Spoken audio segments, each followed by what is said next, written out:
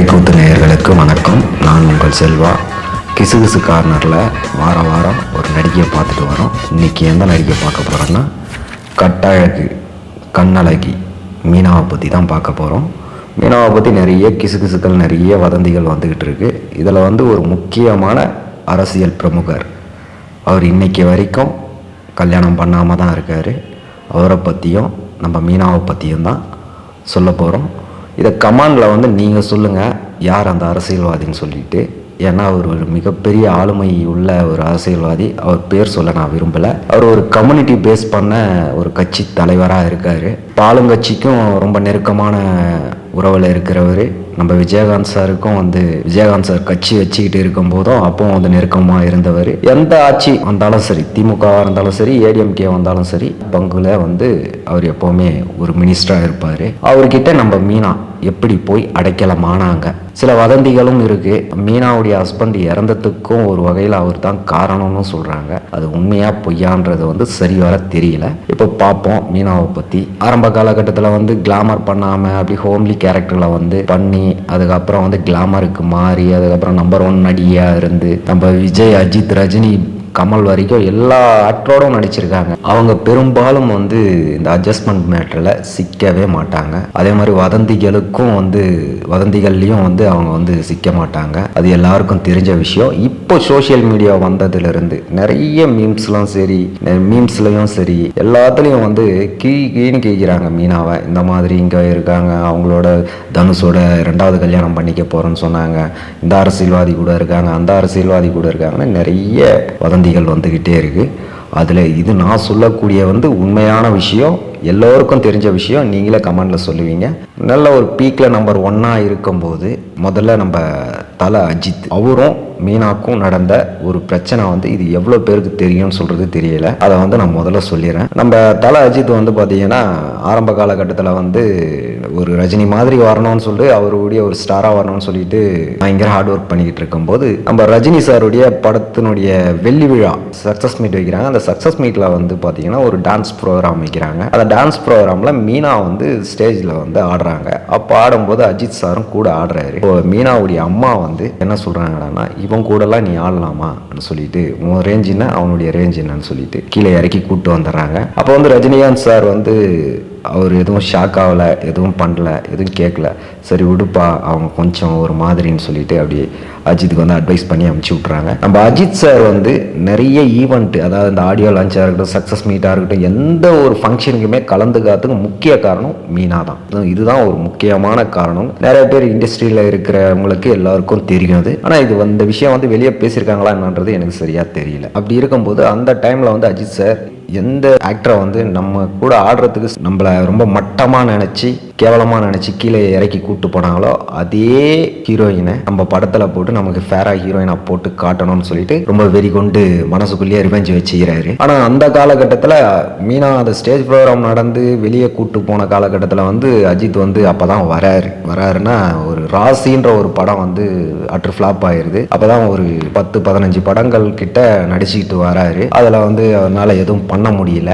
ஆனால் அப்போ அவர் மனசுக்குள்ளே நினச்சிட்டு இருக்காரு, இவங்களை நம்ம எப்படியாவது நம்ம படத்தில் நம்ம ஒரு லெவலில் வளர்ந்து பின்னாடி இவங்களை நம்ம படத்தில் ஹீரோயினாக போடணும்னு சொல்லிட்டு, இப்போ எப்படி கேவலப்படுத்தினாங்களோ அதே வாயால் நம்மளை புகழணும்னு சொல்லிட்டு ரொம்ப மனசுக்குள்ளேயே ஒரு ரிவெஞ்ச் வச்சுக்கிறாரு. அப்படி ரிவெஞ்ச் வைக்கும்போது அவருக்கு ஒரு படம் ஆனந்த பூங்காற்றேன்னு சொல்லிட்டு, அந்த படத்தில் தான் மீனா முதல்ல அஜித் கூட நடிக்கிறாங்க. அப்போ மீனாவுடைய அம்மா சொன்னாங்க, அப்போ மீனாவுக்கு மார்க்கெட்லாம் சரிஞ்சு போயிடுச்சு, நம்பர் 1 ஹீரோயின்லாம் கிடையாது, ஓரம் கட்டிட்டாங்க தமிழ் சினிமாவில் அவங்கள. அப்போ பார்த்தீங்கன்னா மறுபடியும் ரீஎன்ட்ரி கொடுக்கறதுக்காக அஜித்துக்கு மாளவிகா தான் ஜோடி. அந்த படத்தில் இன்ட்ரோல் பிளாக்குக்கு அடுத்து தான் மீனா வருவாங்க, விதவையாக இருப்பாங்க. அது கதை எப்படியோ போய் கடைசியாக மீனா ஹீரோயின் மாதிரி காமிச்சிருவாங்க. அந்த படம் சுமாராக ஆவரேஜாக தான் போச்சு, ரொம்ப பெருசாலாம் போல். அவருடைய ஆசைகளை அந்த ஆனந்த பூங்காற்றையில் நம்ம அஜித் சார் தீர்த்துக்கிட்டாருன்னு தான் சொல்லணும். அதுக்கு அடுத்து வில்லன் பூங்காற்றுக்கு அடுத்து நம்பர் 1ஆவே வந்துட்டார் அஜித் சார்.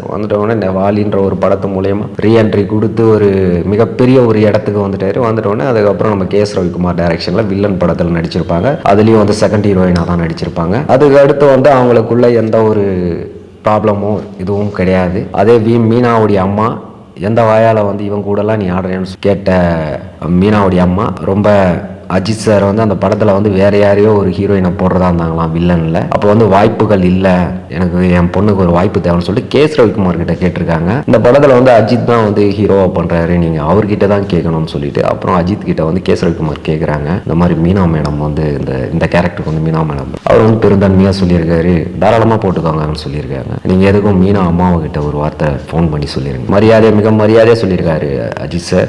மேடம் உங்கள் பொண்ணை தான் அந்த கேரக்டருக்கு போகிறோன்னு சொல்லிட்டு ரொம்ப நன்றிங்க, நான் பழசெல்லாம் நான் மனசில் வச்சுக்கிட்டே தான் என் பொண்ணு, அதுதான் நான் ஃபஸ்ட்டு ஏற்கனவே ஒரு படத்தில் பண்ணியிருக்காங்க இல்லையா என் கூட சொல்லிட்டு ரிவெஞ்ச் எதுவும், அதாவது மனசுக்குள்ளே அந்த மாதிரி எதுவும் காண்டு வச்சுக்கிட்டு எதுவும் சொல்லாமல் நல்லபடியாக பேசி நல்லபடியாக ஃபோன் வச்சுருக்காங்க. அஜித் சம்பந்தப்பட்ட கதைகள் இதுக்கு அடுத்த இப்போ பிரச்சனை என்னடான்னு பார்த்தீங்கன்னா, மீனா வந்து சினிமாவில் கிளாமரோ ஒரு செக்ஸியான ரோலோ ஒரு படுக்கை அறை காட்சியோ அந்த மாதிரி தமிழ் சினிமாவில் அந்தளவு கிளாமரெல்லாம் பண்ணதில்லை. தெலுங்கில் பண்ணியிருக்காங்க. ஆனால் தமிழில் வந்து நல்ல ஒரு ஹோம்லி லுக், நல்ல ஒரு குடும்ப பெண்ணாக வருவாங்க, ஒரு அக்காவாக வருவாங்க, தங்கச்சியாக வருவாங்க, ஒய்ஃபாக வருவாங்க, அப்படி தான் பண்ணியிருக்காங்க. ஆனால் மீனாவை முதல்ல அட்ஜஸ்ட்மெண்ட், சின்ன குழந்தையிலேருந்தே நடிக்கிறாங்க. அன்புள்ள ரஜினிகாந்த், அதுக்கு முன்னாடி படங்கள்லாம் நிறைய படங்கள் நடிச்சிருக்காங்க. அவங்க முதல்ல ஹீரோயின் ஆனது வந்து என் ராசாவின் மனசிலே ராஜ்கிரனுடைய படத்தில் தான், கஸ்தூரி ராஜாவுடைய டைரக்ஷனில். கஸ்தூரி ராஜா வந்து அந்த படத்தை வந்து ஃபுல்லாக டைரக்ஷன் பண்ணல.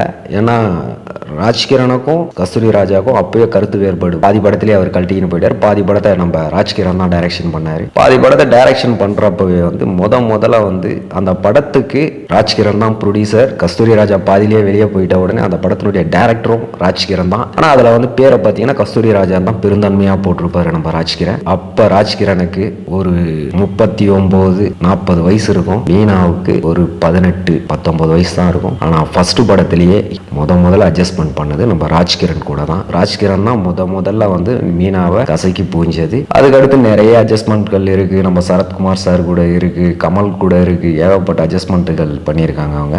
இதுக்கு அடுத்து பார்த்தீங்கன்னா ஒரு அரசியல்வாதி, இப்போ அந்த கண்டென்ட்டுக்குள்ள வரேன். அந்த மிகப்பெரிய அரசியல்வாதி என்னடா இவங்க கூட எப்படி அவங்க போய் மிங்கிள் ஆனாங்கன்னு பார்த்தீங்கன்னா, மீனாவுடைய இடம் டி நகரில் ஒரு இடம் இருக்கு. அதை வந்து ஒரு தனியார் கம்பெனி வந்து மீனாவுடைய இடத்த வந்து அவங்க வந்து பிளாக் பண்ணி அவங்க எடுத்துக்கிற மாதிரி இருக்கு. இதை வந்து நடிகர்கள் கிட்ட, ரஜினி சார் கிட்ட, ஏகப்பட்ட பேர்கிட்ட சொல்லியிருக்காங்க. சொல்லும்போது அப்போ வந்து மூப்பனார், அதாவது வந்து மூப்பனார் வந்து நிறைய பேருக்கு வந்து தெரியும், அந்த காலகட்ட 90s ஆட்களுக்கு வந்து தெரியும். இப்போ ஜி.கே. வாசன் இருக்கார் இல்லையா, அவங்களுடைய அப்பா தான் மூப்பனார். அவர் வந்து பர்சனலாக வந்து மீனாவுடைய அம்மாவுக்கு வந்து பழக்கம். அவங்க கிட்ட சொல்கிறாங்க. அவங்க கிட்ட சொல்லும்போது மூப்பனார்னாலையும் எதுவும் பண்ண முடியல, அந்த இடத்த வந்து எதுவும் பண்ண முடியலன்னு அப்போ வந்து மூப்பனாரே சொல்கிறாரு மீனாவுடைய அம்மா கிட்ட, இந்த கட்சி தலைவரை போயிட்டு இந்த பையனை போய் பார்க்க சொல்லுவோம், பொண்ணை பார்த்தா நிச்சயமாக இந்த இடத்துக்கு வந்து தீர்வு கிடைச்சிரும். ஏன்னா நான் சொன்னால் கேட்காதவங்க அவங்க நிச்சயமாக சொன்னால் கேட்பாங்க. ஏன்னா அது வந்து ஒரு ஆளுமை மிக்க கட்சி, எதுக்கும் துணிஞ்ச கட்சி அது. அப்படி இருக்கும்போது மீனாவை போயிட்டு பார்க்குறாங்க, அவரை அந்த கட்சி தலைவரை போய் பார்க்குறாங்க. நம்ம அதாவது வடபழனி 100 அடி ரோட்டில் இருந்து அப்படியே அசோக் பில்லர் போகிற வழியில் தான் இருக்குது. இதுலேயே நீங்கள் புரிஞ்சுப்பீங்கன்னு நினைக்கிறேன். அங்கே போயிட்டு பார்க்குறாங்க. பார்த்த உடனே ஆஃபீஸில் பேசுகிறாங்க. கட்சி தொண்டர்கள்லாம் இருப்பாங்க இல்லையா, அங்கே ஓப்பனாக எதுவும் பேச முடியல. அவர் அந்த கட்சி தலைவர் சொல்கிறாரு, நம்ம ஹோட்டலில் மீட் பண்ணுவோமேன்னு சொல்லிட்டு. அப்போது அந்த காலகட்டத்தில் பாம்க்ரோ ஹோட்டல் மிக ஃபேமஸான ஹோட்டல், நிறைய பேருக்கு தெரிஞ்ச இடம். அந்த ஹோட்டலில் மீட் பண்ணுறாங்க 2 பேரும். இந்த மாதிரி வந்து இந்த இடம் வந்து ஒரு பிரச்சனையாக இருக்குது, தலைவர் தான் சொன்னார் அம்மா கிட்ட உங்களை வந்து பார்க்க சொல்லின்னு சொல்லிட்டு. அது ஒன்றும் பெரிய விஷயம் இல்லை மேடம், நான் பண்ணி கொடுத்துட்றேன், உங்களுக்கு ஃபேவராக அந்த இடத்த வந்து உங்களுக்கு முடிச்சு கொடுத்துறேன்னு சொல்லிட்டு அவர் சொல்கிறாரு. சொன்ன உடனே மறுநாளே அந்த இடத்துக்கு போகிறாங்க. போயிட்டு அந்த சம்மந்தப்பட்ட ஆட்களை பேசுகிறாங்க, மிரட்டினோடனே அவங்க பயந்து வந்து மீனா கட்டி அந்த இடம் போயிடுது. மீனா இடத்துக்கு சாதகமாக முடிச்சு கொடுத்துருக்காங்க இல்லையா, அதனால் நேராக போயிட்டு பார்த்துட்டு கால் பண்ணுறாங்க. கால் பண்ணிவிட்டு, சார் இந்த மாதிரி வந்து நீங்கள் அந்த இடம் வந்து என் பேர்லேயே ரிஜிஸ்ட்ரேஷன் ஆயிடுச்சு, ரொம்ப நன்றி சார், நான் வந்து எதிர்பார்க்கவே இல்லை இவ்வளோ ஈஸியாக முடியும்னு சொல்லிட்டு மீனா மேடம் வந்து கொஞ்சம் புகழ்ச்சியாக பேசுகிறாங்க. எங்கே சார் மீட் பண்ணலான்னு சொன்னோன்னே, இல்லைங்க மறுபடியும் அதே ஹோட்டல்லே மீட் பண்ணலாம், ஆஃபீஸுக்கெலாம் வராதிங்க, கொஞ்சம் டிஸ்டர்பன்ஸாக இருக்கும்னு சொல்லும்போது இவங்க ஒரு அமௌண்ட்டை எடுத்துக்கிட்டு, ஒரு மிகப்பெரிய தொகையை எடுத்துக்கிட்டு போகிறாங்க. போயிட்டு பேசுகிறாங்க. பேசின உடனே, என்ன சார் இந்த அமௌண்ட்டு வச்சுருக்கேங்க பார்த்துக்கோங்க, இந்த அமௌண்ட் பத்தலைன்னா நீங்கள் எவ்வளோ கேட்டாலும் நான் தரேன்னு சொல்லிட்டு சொன்னோடனே, எவ்வளோ கேட்டாலும் தரன்றதெல்லாம் எனக்கு தேவையில்லை, என்ன தருவீங்கன்னு சொல்லிட்டு அவர் டபுள் மீனிங்கில் பேசியிருக்காரு. அந்த டைமில் அந்த பீரியடில் ஒரு 10 லட்ச ரூபா கிட்ட வச்சுருக்காங்க. இது பத்தலைனாலும் இன்னும் ஒரு 10 லட்ச ரூபா என்ன கொடுக்குறாங்க. இந்த காசுக்காக நான் இந்த வேலை செய்யவே இல்லை அப்படின்னு சொல்லிட்டு அவர் சொல்கிறாரு. அவங்க ஒரே ஷாக் ஆகி பார்க்குறாங்க. என்னடா இது காசுக்காக செய்யலையா, அப்புறம் எப்படி சார்னு சொல்லிட்டு இவங்க கேட்குறாங்க தெரியாத மாதிரி. கேட்ட உடனே இல்லைங்க, நீங்கள் என்ன வேணாலும் தரேன்னு சொன்னீங்க இல்லையா பேசும்போது, நான் உங்களை தான் எதிர்பார்த்தேன், பணத்தை எதிர்பார்க்கலன்னு சொன்ன உடனே அவங்களுக்கு ஒரே ஷாக்கிங்காக ஆயிடுச்சு. சரி 10 லட்ச ரூபா நமக்கு மிச்சம் சொல்லிட்டு அப்படியே காசை எடுத்துக்கிட்டாங்க. அது என்ன சார் நீங்கள் முதல்லயே கேட்டிருக்கலாமேன்னு சொல்லிட்டு அவர் கூட அட்ஜஸ்ட்மெண்ட் பண்ணி கல்யாணம், அதாவது அவங்க மேரேஜ் பண்ணுற வரைக்கும் அவர் தான் கரண்ட்டில் அவர் கூட இருந்தாங்க. இருந்த பிறகு ஒரு கட்டத்தில் வந்து 2 பேருக்கும் கல்யாணம் பண்ணிக்க போகிறன்றது அளவுக்கும் போயிட்டாங்க. நான் இப்போ சொன்னேன் இல்லையா, மூப்பனார் அவர் இறந்துட்டார். அவர் இருக்கும்போதும் வந்து நிறைய அட்வைஸ் பண்ணாராம். அந்த பொண்ணை மேரேஜ் பண்ணிக்க, நல்ல பொண்ணுன்னு சொன்னப்போ அவர் வந்து மேரேஜ் பண்ணிட்டாரானால் அவங்க அந்த கட்சியினுடைய தொண்டர்களே வந்து இவரை கட்சியை விட்டு வெளியேற்றிடுவாங்க, இல்லை வேற மாதிரி ஆக்கிடுவாங்கன்ற அந்த பயத்தால் வந்து முடியவே முடியாதுன்னு.